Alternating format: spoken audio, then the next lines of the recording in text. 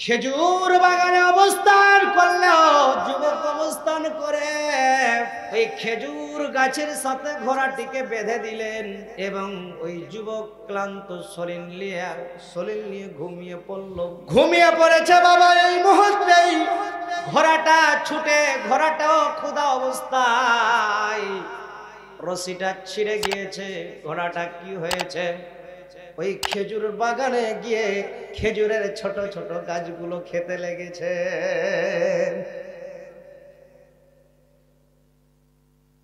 খেজুর বাগানের মালিক কিন্তু বাবা ওখানে উপস্থিত ছিলেন। খেজুর বাগানের মালিক উপস্থিত অবস্থায় ঘোড়াটিকে একটা ঢিল মারলেন। বহুদূর খাস্তানা ঘোড়া, ঢিল মারা মাত্রই ঘোড়াটির মুখ দিয়ে অথবা যেই জায়গাতে আঘাত লেগেছিল সেই জায়গা দিয়ে রক্ত ফিনকি দিয়ে বেরিয়ে আসলো। কিছুক্ষণ পরেই ঘোড়াটি মারা গেল। পথিক ঘুম থেকে উঠে দেখে কিছু দূরে, আমার পাশ থেকে কিছু দূরে ঘোড়াটি মারা গিয়েছে। ঘোড়াটি মারা গিয়েছে। উনি চলে গেলেন ঘোড়ার কাছে, আর ওই বাগানের বৃদ্ধ মালিক ওই জায়গাতে অবস্থান করছিলেন। বলছে, বাবা গো, ও প্রাণের বাবা, আপনি বলেন এই ঘোড়াটা কেন মারা গেল আর কেটা আমার ঘোড়াটিকে মারল? ওই বৃদ্ধ ব্যক্তি বলল, আমার গাছ খেয়েছে, আমি তাকে মেরেছি, আমি তাকে মেরেছি। শিকার হয়ে গেল। পথিক এই কথা যখন বলেছে, সঙ্গে সঙ্গে পথিক আবার ওকে একটু ঢেকা মারলো, অথবা আবার একটা ঢিলা মারলো। ওই ঢিলা মারলো, একটু মারলো, এরকম উদ্দেশ্য ছিল না যুবকের কি যে আমি তাকে মেরে ফেলবো। আল্লাহর রহস্য, আল্লাহর লীলা। সঙ্গে সঙ্গে ওই বৃদ্ধ ব্যক্তিটিও মারা গেল। দয়াল রহমান কে পারে বুঝিতে তোমার শান, দয়াল রহমান কে পারে বুঝিতে তোমার শান। আইয়ুবরে দিলে তুমি সর্বাঙ্গে জড়িয়া, আইয়ুবরে দিলে তুমি সর্বাঙ্গ জড়িয়া, তক্ত ছাড়ি বনে গেলেন, তক্ত ছাড়ি বনে গেলেন রহিমাকে লইয়া। কথা বলেন ঠিক কিনা? তক্ত ছাড়ি বনে গেলেন রহিমাকে লইয়া। 18 বছর পরে আবার পূর্ণ তক্ত করলো দান, কে পারে বুঝিতে তোমার শান। লিল্লাহি তাকবীর। 18 বছর পরে গোটা অঙ্গ, আপনারা ঘটনা শুনেছেন, এদিকে গেলে বাবা অনেক লম্বা হয়ে যাবে। হযরতে আইয়ুব আলাইহিস সালামের গোটা শরীরটা আল্লাহ রাব্বুল আলামিন পচন ধরিয়ে দিয়েছিলেন, পোকা দিয়েছিলেন, এমন কি দিয়েছিলেন, সর্ব অঙ্গ, শুধু জিহ্বাটা ছাড়া সর্ব অঙ্গ আমার আল্লাহ শুধু পরীক্ষা করেছিলেন। কথা বলেন ঠিক কিনা? আল্লাহ বলেছে তোমাদের বিনা পরীক্ষাতে ছাড়বো, এটা কি করে বুঝলে? অবশ্যই অবশ্যই আমি তোমাদেরকে পরীক্ষা করব। ইতিপূর্বে নবীদেরকেও আমি পরীক্ষা করেছি, কেটা সত্যবাদী আর কেটা মিথ্যাবাদী আমি আল্লাহ রাব্বুল আলামিন দেখতে চাই। বুঝতে পারছেন? কেটা সত্যবাদী আর কেটা মিথ্যাবাদী, কোনটা সত্যর পথ আর কোনটা মিথ্যার পথ। বাবা লোককে জিজ্ঞাসা করতে হবে না, বালিশে মাথাটা রেখে দিয়ে আমরা যদি একটু চিন্তা করি কোনটা সত্যর পথ আর কোনটা মিথ্যার পথ। কথা বলেন ঠিক কিনা?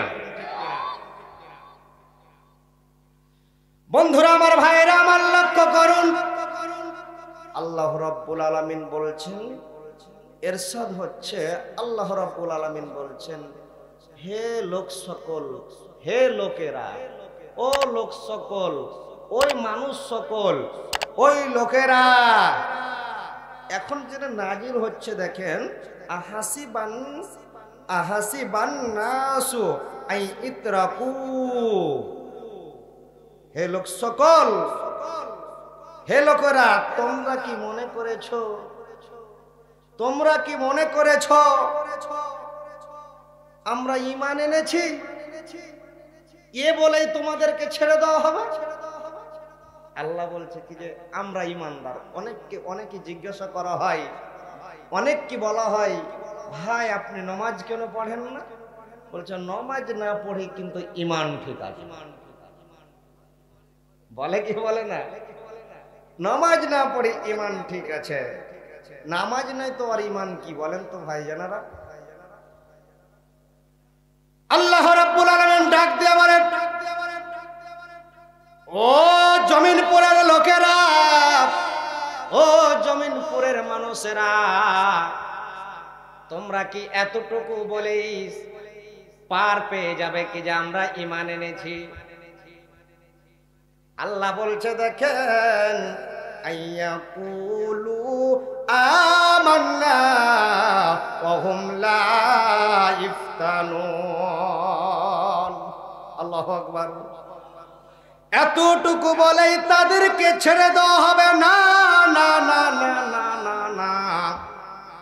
আল্লাহ বলছে আমি পরীক্ষা করে আমি তাদেরকে ছাড়াবো, তা আমি ছেড়ে দিব না।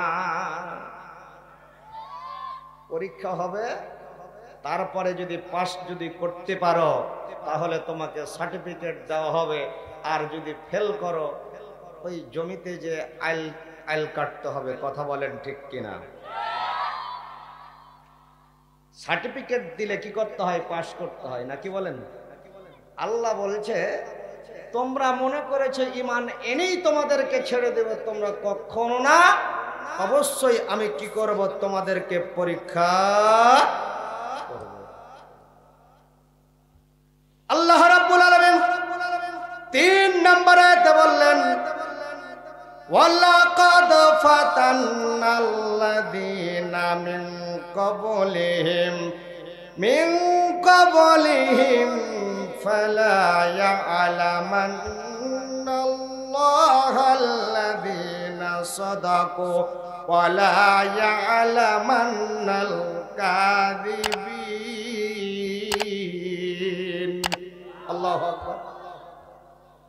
আমার আল্লাহ রাব্বুল আলামিন ডাক দিয়ে বলেন, অথচ আমি তাদের পূর্ববর্তী লোকদেরকে পরীক্ষা করেছি। ইতিপূর্বে নবী এবং রসুল এবং ইতিপূর্বে যত লোকেরা এসেছিল সকলকে আমি পূর্ববর্তীদের সবাইকে পরীক্ষা করে নিয়েছি।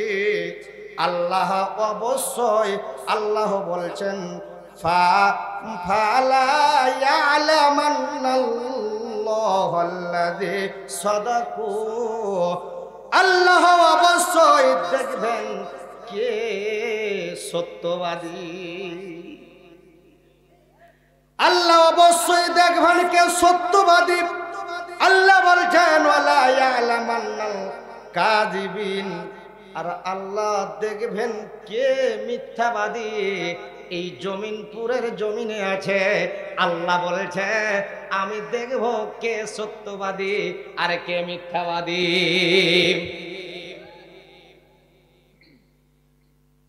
আল্লাহ বলছে কি যে আমি পরীক্ষা করে, তোমরা মনে করছো ঈমান এনেছি বলে ছেড়ে দেব, তা হবে না। অবশ্যই পরীক্ষা হবে।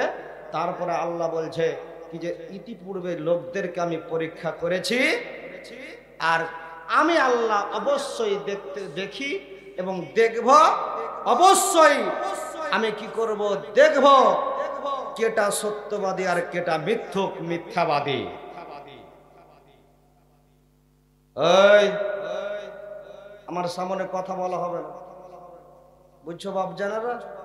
জামাই করবো বাবারে, জামাই করব। বন্ধুরা আমার, ভাইরা আমার, লক্ষ্য করুন, গভীর রাত হয়ে আসছে। আল্লাহ রাব্বুল আলামিন কাউকে ধন দিয়ে পরীক্ষা করে, কাউকে মাল দিয়ে পরীক্ষা করে, কাউকে অট্টালিকার মালিক বানিয়ে পরীক্ষা করে, কাউকে জমি জমা দিয়ে পরীক্ষা করে, কাউকে আল্লাহ সন্তান দিয়ে পরীক্ষা করে, কাউকে আল্লাহ বিপদে ফেলে পরীক্ষা করে, কাউকে আল্লাহ সমস্ত কিছু মাল সম্পদ, সমস্ত সুখ শান্তি দিয়ে আল্লাহ রাব্বুল আলামিন পরীক্ষা করে। কথা বলেন ঠিক কিনা? কাউকে আল্লাহ বিপদে ফেলে, কাউকে মুসিবতে ফেলে। আল্লাহ রাব্বুল আলামিন যেভাবে ইচ্ছা সেইভাবেই পরীক্ষা করেন। আল্লাহ বলছে পরীক্ষা তো আমি করব, কিন্তু আমি দেখব কেটা সত্যবাদী আর কেটা মিথ্যাবাদী, কোনটা সত্যর পথ আর কোনটা মিথ্যার পথ। আমি কি দিয়েছি? বুদ্ধি, জ্ঞান, মেধা, এই ব্রেনটের মধ্যে তোমাদের প্রত্যেককেরই আমি দিয়েছি। কথা বলেন ঠিক কিনা? আল্লাহ রাব্বুল আলামিন 7 শ্রেণীর লোককে কাল কিয়ামতের ময়দানে আরশের নিচে ছায়া দিবে। যখন কোনো ছায়া থাকবে না, বাপজানেরা আমার, ভাইরা আমার, রাসূল বলেছেন 7 শ্রেণীর লোকের মধ্যে 1 নাম্বার ব্যক্তিটা হবে নাই পরায়ণ ব্যক্তি, যে নাই বিচার করতে পারে। নাই বিচারককে আমার আল্লাহ রাব্বুল আলামিন কাল কিয়ামতের ময়দানে কোনো ছায়া থাকবে না, ওই ছায়ার নিচে আশ্রয় দিবে আমার আল্লাহ তাআলা। বাবারা আমার, ভাইরা আমার, লক্ষ্য করেন, হযরতে উমর রাদিয়াল্লাহু তাআলা আনহু আল্লাহর নবীর সাহাবী, কেমন ব্যক্তি ছিলেন, কেমন তার চরিত্র ছিল, কেমন তার শাসন আমল ছিল, কেমন তার বিচার ছিল। 400 মাইল দূর থেকে, 350 মাইল থেকে 400 মাইল দূর একজন পথিক মানুষ রাসূলের মহব্বতে, রাসূলের জিয়ারত করার জন্য মক্কা থেকে মদিনা রওনা করলেন। অথবা 350 মাইল দূর, এত দূর থেকে এখন রাসূলের রওজা, রাসূলকে মহব্বত করে রাসূলের রওজা জিয়ারত করবেন। কোথায় গিয়ে বলেন? মদিনায়। যে কুল মাখলুকাতের মাঝে, সব নবীদের মাঝে, লক্ষ কোটি তারার মাঝে জ্বলে একটি চাঁদ, সে যে নবী মুহাম্মদ আমার রাসূল মুহাম্মদ, সে যে নবী মুহাম্মদ খোদার হাবিবি মুহাম্মদ। কারো শোভা পায় না সে গো বেহেশতের নূর, মুখে ছিল মিষ্টি হাসি, কণ্ঠ যে মধুর। যার জীবনে ছিল না খো একটু অপরাধ, যার জীবনে ছিল না খো একটু অপরাধ, সে যে নবী মুহাম্মদ আমার রাসূল মুহাম্মদ। বন্ধুরা আমার, ভাইরা আমার, রাজু আল্লাহর নবী সাইয়্যিদুল মুরসালিন খাতামুন নবীন, যেই নবী উহুদের প্রান্তরে দান দান মোবারক শহীদ করে দিয়েছিলেন, সেই নবী ইসলামের জন্য, কোরআনকে বাঁচাবার জন্য, কোরআনের আইন প্রতিষ্ঠিত করার জন্য উহুদের জমিনে নিজের দান্দার মোবারক শহীদ করে দিয়েছিলেন। তাই নয় বাবা, তায়েফের ময়দানে শুধু কোরআনের বাণী প্রচার করার জন্য গেলেন। তায়েফের ছোট ছোট বাচ্চারা আল্লাহর নবীকে পাথর মারতে মারতে মারতে মারতে মারতে আল্লাহর নবীকে বেহুশ করে, আপনারও বেহুশ করে ফেলে দিলেন। আল্লাহর নবীর রক্ত ঝরতে ঝরতে আল্লাহর নবীর ওই জুতা মোবারকখানা এবং পা মোবারকখানা জুতার সাথে লেগে গেল। এত কষ্ট দিয়েছে সেই নবীর মহব্বতে। 350 মাইল থেকে 400 মাইল দূরে রোজা জিয়ারত করতে যাবেন। পথিক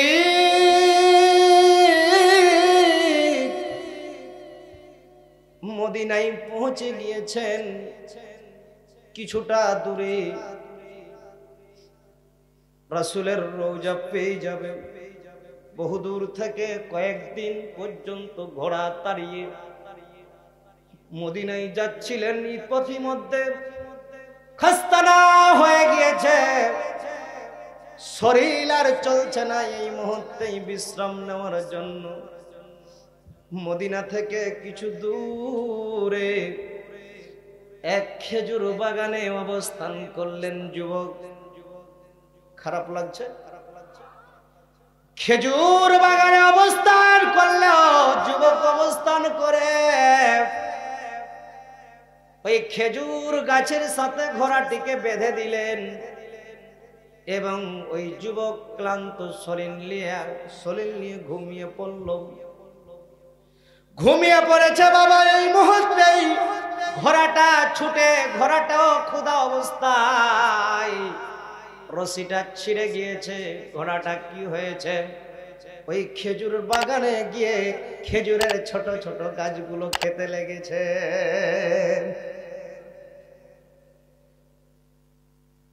খেজুর বাগানের মালিক কিন্তু বাবা ওখানে উপস্থিত ছিলেন।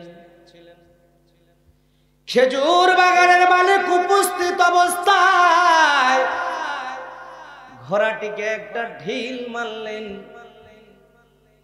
বহুদূর খাস্তানা, ঘোড়া ঢিল মারা মাত্রই ঘোড়াটির মুখ দিয়ে অথবা যেই জায়গাতে আঘাত লেগেছিল সেই জায়গা দিয়ে রক্ত ফিনকি দিয়ে বেরিয়ে আসলো। কিছুক্ষণ পরেই ঘোড়াটি মারা গেল। পথিক ঘুম থেকে উঠে দেখে কিছু দূরে, আমার পাশ থেকে কিছু দূরে ঘোড়াটি মারা গিয়েছে। ঘোড়াটি মারা গিয়েছে। উনি চলে গেলেন ঘোড়ার কাছে। আর ওই বাগানের বৃদ্ধ মালিক ওই জায়গাতে অবস্থান করছিলেন। বলছে, বাবা গো, ও প্রাণের বাবা, আপনি বলেন এই ঘোড়াটা কেন মারা গেল আর কেটা আমার ঘোড়াটিকে মারল? ওই বৃদ্ধ ব্যক্তি বলল, আমার গাছ খেয়েছে, আমি তাকে মেরেছি,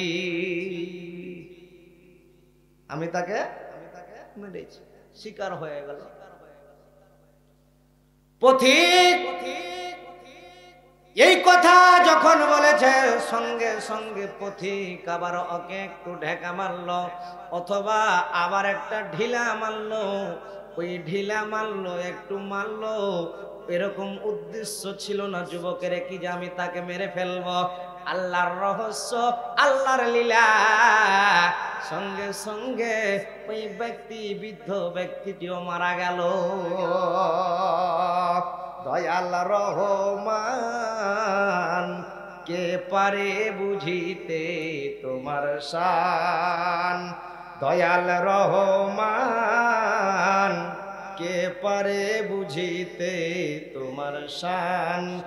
আইয়ুবরে দিলে তুমি সর্বাঙ্গে জড়িয়া, আইয়ুবরে দিলে তুমি সর্বাঙ্গ জড়িয়া। তক্ত ছাড়ি বনে গেলেন, তক্ত ছাড়ি বনে গেলেন রহিমাকে লইয়া। কথা বলেন ঠিক কিনা?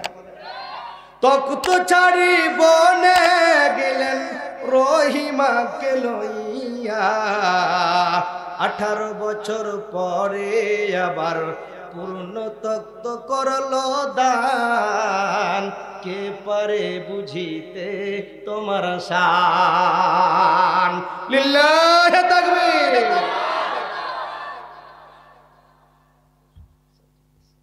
দোয়া রাখেন। 18 বছর পরে গোটা অঙ্গ, আপনারা ঘটনা শুনেছেন, এদিকে গেলে বাবা অনেক লম্বা হয়ে যাবে। হযরতে আইয়ুব আলাইহিস সালামের গোটা শরীরটা আল্লাহ রাব্বুল আলামিন পচন ধরিয়ে দিয়েছিলেন, পোকা দিয়েছিলেন, এমন কি দিয়েছিলেন, সর্ব অঙ্গ, শুধু জিহ্বাটা ছাড়া সর্ব অঙ্গ আমার আল্লাহ শুধু পরীক্ষা করেছিলেন। কথা বলেন ঠিক কিনা? আল্লাহ বলেছে তোমাদের বিনা পরীক্ষাতে ছাড়বো, এটা কি করে বুঝলে? অবশ্যই অবশ্যই আমি তোমাদেরকে পরীক্ষা করব। ইতিপূর্বে নবীদেরকেও আমি পরীক্ষা করেছি, কেটা সত্যবাদী আর কেটা মিথ্যাবাদী আমি আল্লাহ রাব্বুল আলামিন দেখতে চাই। বুঝতে পারছেন? কেটা সত্যবাদী আর কেটা মিথ্যাবাদী, কোনটা সত্যর পথ আর কোনটা মিথ্যার পথ বাবা লোককে জিজ্ঞাসা করতে হবে না, বালিশে মাথাটা রেখে দিয়ে আমরা যদি একটু চিন্তা করি কোনটা সত্যর পথ আর কোনটা মিথ্যার পথ। কথা বলেন ঠিক কিনা? বন্ধুরা আমার, ভাইরা আমার, লক্ষ্য করুন কোন পথ বেছে নেবেন। আজকে শিক্ষা গ্রহণ করে যেতে হবে। বন্ধুরা আমার, ভাইরা আমার, লক্ষ্য করুন, হযরতে উমরের দরবারে নিয়ে এসেছে, যুবকের চোখ দিয়ে অঝর নয়নে কান্না ঝরতেছে। আর ওমরকে 2 জন ছেলে বলছে, 2 জন ছেলেও কান্না করেছে, ওই যুবকও কান্না করতেছে। আর 2 জন ছেলে বলছে, হযরতে উমর আমিরুল মুমিনিন, আমার বাবাকে সে হত্যা করে ফেলেছে, বিচার করে নিব। আপনি কোরআন দিয়ে বিচার করবেন, বিচার ফয়সালা করবেন। আমার বাবা নিরপরাধ মানুষ, এই যুবক আমার বাবাকে হত্যা করেছে।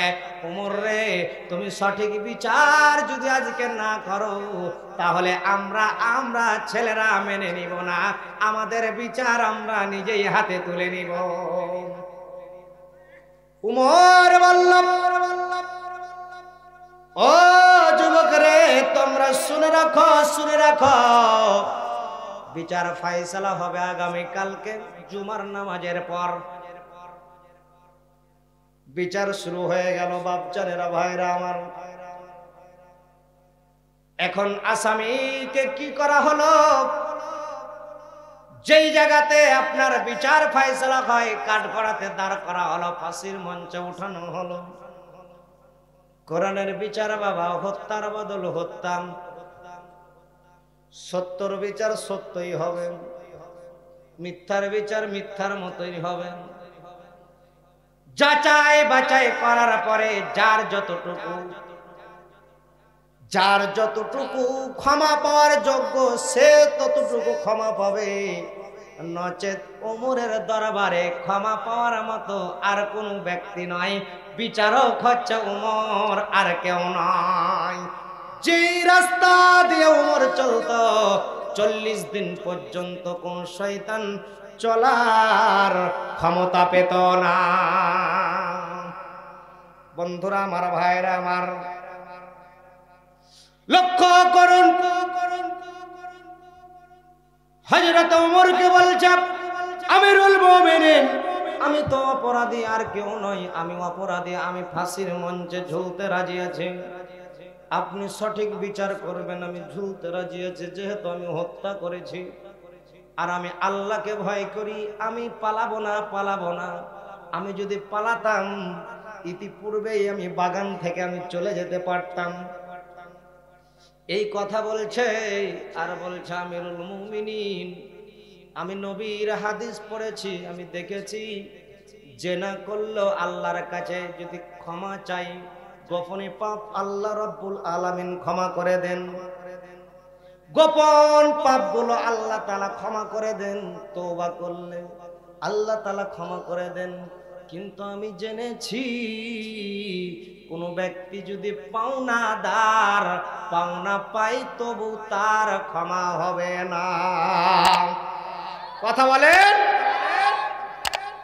হ্যাঁ, আপনাদের এলাকাতে নাই, আমাদের এলাকাতে আছে। ছেলেরা জমি ভালো খানি নাই, মেয়েদেরকে ঠগাই। আপনাদের এলাকাতে বুঝি নাই। হাজী সাহেব মানুষ, হাজী সাহেব মানুষ মানে ছেলেকে ভালো খানা লিখে দেয় আর মেয়েকে কি করে ঠগাই। কথা বলেন ঠিক কিনা? বাবাজিরা আমার, ভাইরা আমার, প্রতি বছর যদি কাবার গিলাফ ধরে কান্নাকাটি করা যায় আর আমি আপনি যদি এরকম হক মেরে থাকি, কাল কিয়ামতের ময়দানে বাবা জান্নাত তো দূরের কথা, আপনাকে জাহান্নামে যেতে হবে, তাতে কোনো সন্দেহ নাই। এখনকার যুবকেরা বলছে, আব্বাজি ওই যে মার্কেটটা আছে জি বাবু, তুমি তো মরে যাবে কখন, আমার লেগে কি করলে, এরকম যখন করবে তখন কি হবে, যা তোকে মার্কেটটা দিয়ে যাব। হয় কি হয় না? বন্ধুরা আমার, ভাইরা আমার, ওই যুবক বলছে আমি অনেক টাকা ধার করেছিলাম অথবা অনেক টাকা দোকানে বাকি রয়েছে, আমিরুল মুমিনিন আমাকে যদি অভয় করেন, আমাকে যদি ক্ষমা করে, আমাকে কি করেন, ওই ধারটা আমি শোধ করতে পারি, পরিশোধটা পাওনাটা ঋণটা আমি পরিশোধ করে আসতে পারি, তাহলে আমার আল্লাহ রাব্বুল আলামিনের কাছে আমি ছাড় পাবো রে ওমর। নচেত যতক্ষণ পর্যন্ত আমি ওই ঋণ পরিশোধ না করব ততক্ষণ পর্যন্ত আমার আল্লাহ বুঝে ক্ষমা করবে না। ওমর বলছে কোনো পায়তারা হবে না, যতই তুমি কৌশল করো পালাবার জন্য তোমার ক্ষমা হবে না, তোমাকে এখনই কতল করা হবে, হত্যার বদল হত্যা, কোনো ছাড় পাবে না। আমিরুল মুমিনিন আমার কোনো আর আবজি নাই, আপনি যদি আমাকে ওই কাজটা করে আসতে দিতেন, আমি ঋণটা পরিশোধ করে আসতাম বাড়ি থেকে। বলছে তোমাকে একটা উপায় ছাড়তে পারি। উমর বলছে তোমাকে আমি ছাড়তে পারি একটা উপায়, উপায়খানা হলো এই, যদি তুমি কাউকে জামিনদার করে রেখে যেতে পারো, তোমার ভাই হোক, তোমার বোন হোক, তোমার দাদা হোক আর তোমার দাদি হোক আর তোমার চাচা হোক অথবা তোমার চাচি হোক, যে হোক না কেন, তুমি যদি কি করতে পারো, তুমি যদি আমার কাছে জামিনদার রেখে যেতে পারো, তাহলে আমি তোমাকে ছাড়বো, নচেত আমি তোমাকে ছাড়বো না। আজ বিচার হবে তো হবে, উমর যেটা বলে সেটাই করে। কথা বলেন ঠিক কিনা? ওরে জিন্দা থাকতেন এক মুঠো ভাত, ওরে জিন্দা থাকতে এক মুঠো ভাত দেয় না মা বাবার মুখে, আবার মরলে খাওয়ায় পাড়ার লোক ডেকে, আবার মরলে খাওয়ায় পাড়ার লোক ডেকে। কথা বলেন ঠিক কিনা? বন্ধুরা আমার, ভাইরা আমার, যে ছেলের জন্য আপনি এত কিছু করলেন, ওই ছেলে ঘুরে তাকাবে না আপনার জন্য, আমার জন্য। যদি মারা যায়, ছেলে এবং মেয়ে জমি ভাগ করাকরি বন্টন করাকরি শুরু করে দেয়। কথা বলেন ঠিক কিনা? কার জন্য কি করো রে মন, কার জন্য কি করুন? হযরত ওমরের দরবারে কে জমিনদার হবে? পথিককে কেউ চিনে না, কোনদিন তাকে দেখে নাই। যখন এতগুলো আপনার কি করলেন, কাজ শুরু হয়ে গেছে। বাবারা আমার, ভাইরা আমার, কাজ শুরু হয়েছে। বিচার এখন জল্লাদকে ডাকা হলো, বিচার ফয়সালা শুরু হয়ে গেল, এখন হত্যা হবে। ইতিমধ্যে আপনার যুবক কান্না করতেছে, চোখ দিয়ে পানি ঝরতেছে। আর এই মুহূর্তে আল্লাহর নবীর সাহাবী হযরতে, আল্লাহর নবীর সাহাবী হযরতে আবু জার গিফারি রাদিয়াল্লাহু তাআলা আনহু উমরকে বলে, ভাই উমর, এই পথিকের জামিনদার আমি হয়ে যাব, ওই পথিককে একটু টাইম দেওয়া হয়, আসা হোক তার পরিশোধ করার জন্য, দেনা পরিশোধ করার জন্য তাকে টাইম দেওয়া হোক। আমি হযরতে আবু জার তার ভাই, রাসূল বলেছেন আল মুসলিম আকুল মুসলিম, মুসলমান মুসলমানের ভাই, আমি এই ভাইয়ের জন্য, আমার দিনী ভাইয়ের জন্য আমি জামিনদার হয়ে যাব, তাতে কোনো সন্দেহ নাই। ছেড়ে দিলেন।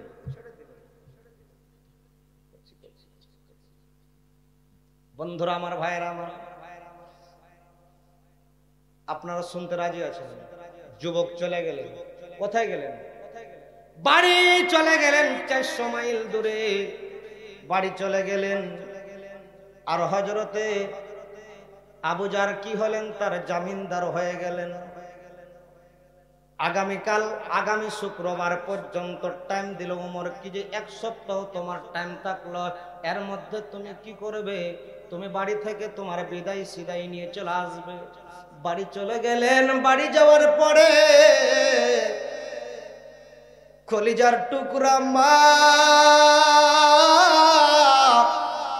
মার কাছে বিদায় নাই রে।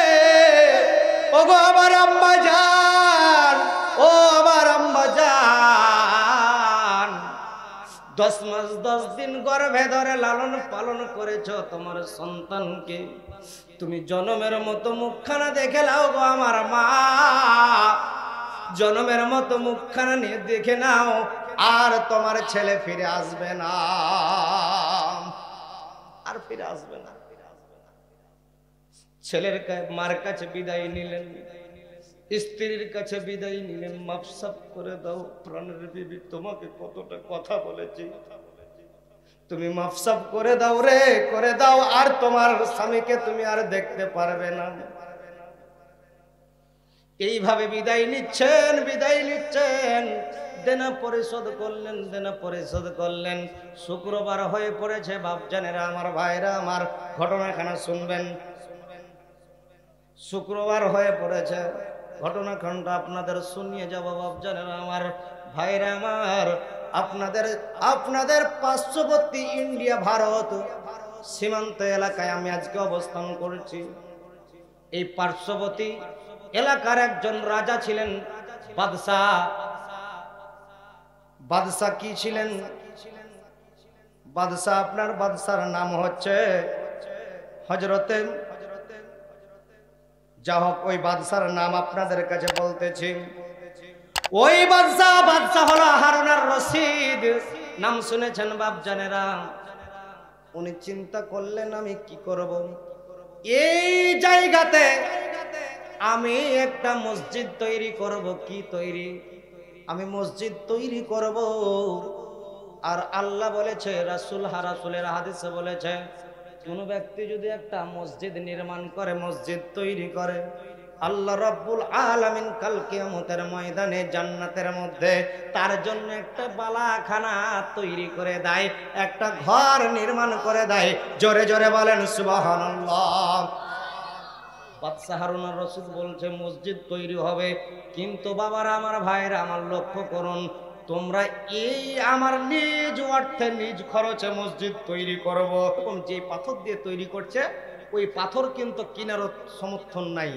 আল্লাহ তাআলা দেখেন কিভাবে তাকে কি করে। এই বৃদ্ধ মানুষ, গরিব মানুষ, সঙ্গে সঙ্গে কি করলেন, ওই পাথর রাত্রিবেলা অন্ধকারে দিয়ে দিলেন। দিয়ে দিয়ে মসজিদ তৈরি হয়ে গেল।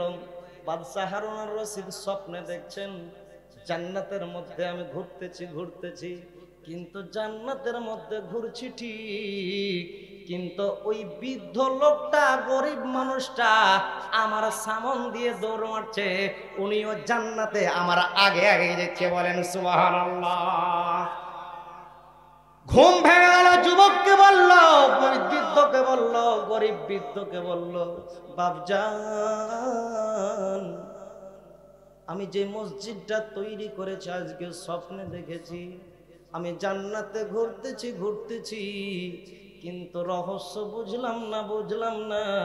তুমি আমার আগে আগে আগে জান্নাতে তুমি ঘুরো, কি কারণে ঘুরো আমি বুঝতে পারলাম না।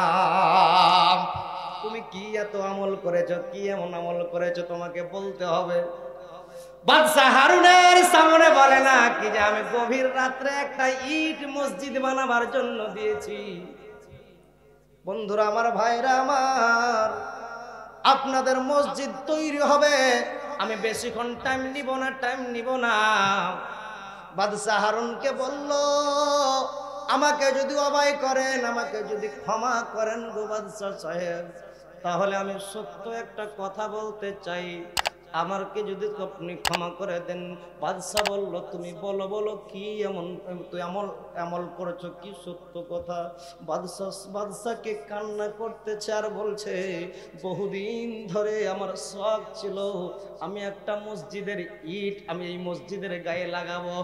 আমি কোনো ইট পাই নাই, তোমার মতো টাকা দিয়ে মার্বেল পাথর কিনতে পারি নাই। আমি একটা তোমার মতন পাথর আমি কুড়িয়ে পেয়েছিলাম। এই পাথরটা আমি কি করেছিলাম, তোমার পাথরের সাথে আমি মিশিয়ে দিয়েছিলাম। সুবহানাল্লাহ। এই আমলটুকু আমি করেছি মসজিদ বানাবার জন্য। বাদশা হারুন আর রশিদ বুকে চাপে চেপে ধরে বলছে, আজকে তুই জান্নাতীর জান্নাতি, আমি নিজ চোখে আমি দেখেছি, আজকে স্বপ্নে দেখেছি জান্নাতের আপনার কিয়ামত কি হয়েছে, কায়েম হয়ে গিয়েছে। আর তুই আমার আগে আগে আগে আগে জান্নাতের এই সুন্দর ঘরের মধ্যে তুই ঘুরতেছিস। সুবহানাল্লাহ। আমি দেখতে চাই, বেশি নয় বাবা, কোরআন কত পারা? কোরআন হচ্ছে 30 পারা।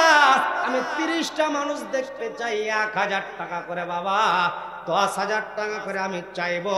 কেউ যদি থাকে খাস করে দোয়া করব। 20,000 টাকা চাইবো, আমি খাস করে দোয়া করব। বেশি নয় বাবা, 5টা থেকে 10টা মিনিট টাইম নেব। অসুবিধা আছে? 5 থেকে 10 মিনিট টাইম নেব। আমিরুল মুমিনিন আমাদের নেতা, ও নেতারে, এর নাম সত্যবাদিতা। এখনো সত্য আছে, এটা মৃত্যুক নয়, এটা মৃত্যুক নয়। আসলে যার অন্তরে আল্লাহর ভয় আছে, সেই কোনোদিন পালাতে পারে না, অন্যের মাল ভক্ষণ করতে পারে না। যে আল্লাহর ভয় আছে, সে তো ইচ্ছা করলে নাও আসতে পারত। আসলে আমার বাবাকে মারে নাই, আসলে আমার বাবাকে তার নিজের অন্তর দিয়ে মারে নাই। আসলে আমার বাবার মৃত্যু ছিল, মারা গিয়েছিল। আমি এই যুবককে কি করলাম, উমরকে বলছে ফাঁসির মঞ্চ থেকে তুমি নামিয়ে নাও উমর, এই যুবককে আমি মাফ করে দিলাম। আমার বাবার হত্যা আর বিচার আমি উমরের দরবারে নিয়ে আসবো না। বলেন সুবহানাল্লাহ। যারা সত্যের পক্ষে থাকবে, সত্যের পক্ষে যারা থাকবে, মাথাটাকে নিচু করে দিবে, নিচু করে দিয়ে বলবে, আল্লাহ রে তুমি তো জানো রে আল্লাহ, আমি অপরাধী কি অপরাধী নই। আল্লাহ, আজকে আমি এই অপরাধের কারণে আমি জাহান্নামে চলে যাব, তা হতে পারে না আল্লাহ।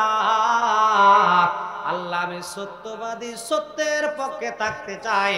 আপনারা ওয়াদা করেছেন যারা সত্যবাদী, সত্যের পক্ষে যারা ডাক দিচ্ছে, ওই সত্যবাদীদের সাথে আমরা ইনশাআল্লাহ থাকব।